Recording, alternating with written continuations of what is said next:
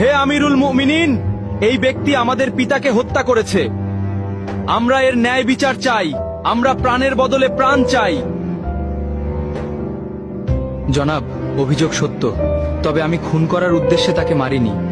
আমার প্রিয় উটটি তাদের বাগানের পাতা খেয়ে ফেলায় বৃদ্ধ পাথর মেরে উটটিকে হত্যা করেন। আমি রাগে পাগল হয়ে যাই, তাই আমি পাথর ছুঁড়ে মারলে সেটি বৃদ্ধের মাথায় লাগে এবং তিনি মারা যান। আমি ইচ্ছা করে তাকে হত্যা করিনি জনাব। তুমি নিজের ইচ্ছায় হত্যা করো বা না করো, ইসলামের বিধান অনুযায়ী তোমাকে মৃত্যুদণ্ড গ্রহণ করতে হবে।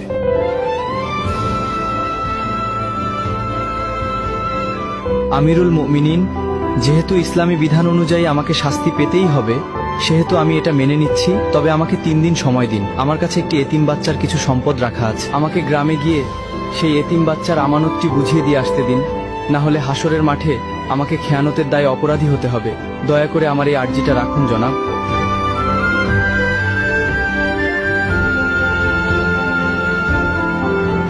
ঠিক আছে, আমি তোমাকে ছেড়ে দিতে পারি, কিন্তু শর্ত হলো কাউকে তোমার জামিনদার হতে হবে।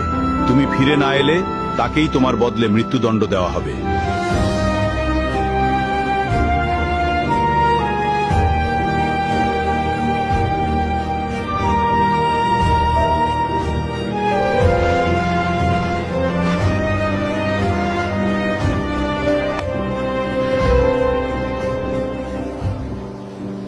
হে আমিরুল মুমিনিন, আমি ওর জামিনদার হব।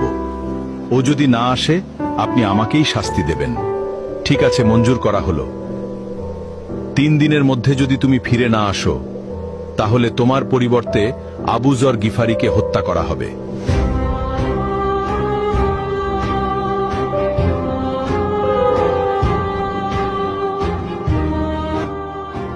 ভাবতেই অবাক লাগছে, সম্পূর্ণ অচেনা একজন মানুষের জন্য আবু যরনের মতো এমন মহান সাহাবী নিজের জীবন বিপদে ফেলে দিলেন।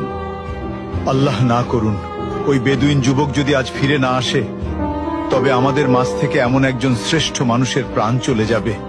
কি যে হবে আজ।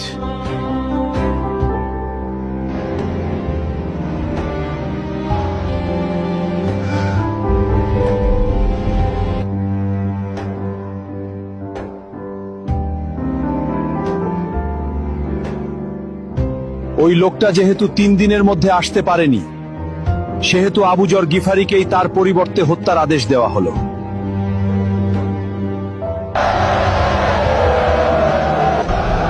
থামুন, সে ফিরে এসেছে।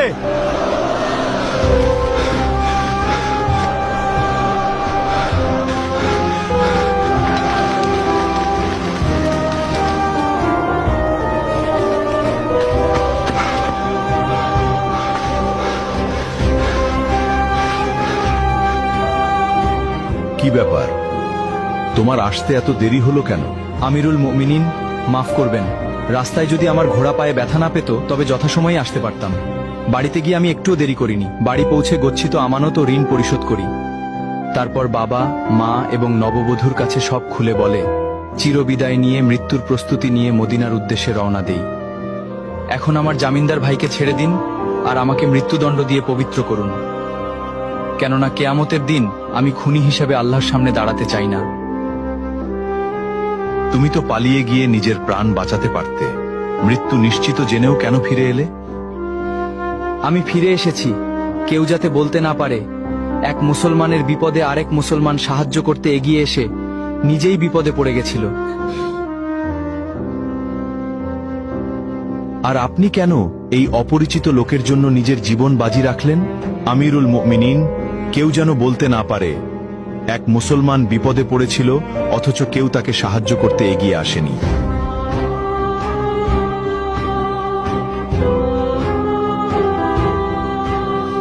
হে খলিফা, আপনি তাকে মুক্ত করে দিন।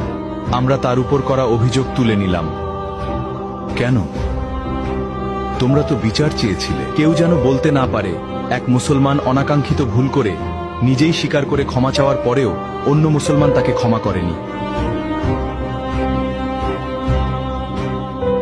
আজ তোমরা প্রমাণ করলে এই উম্মাহার বুক থেকে ওয়াদা পালন, একে অপরের প্রতি বিশ্বাস এবং ক্ষমার গুণ হারিয়ে যায়নি।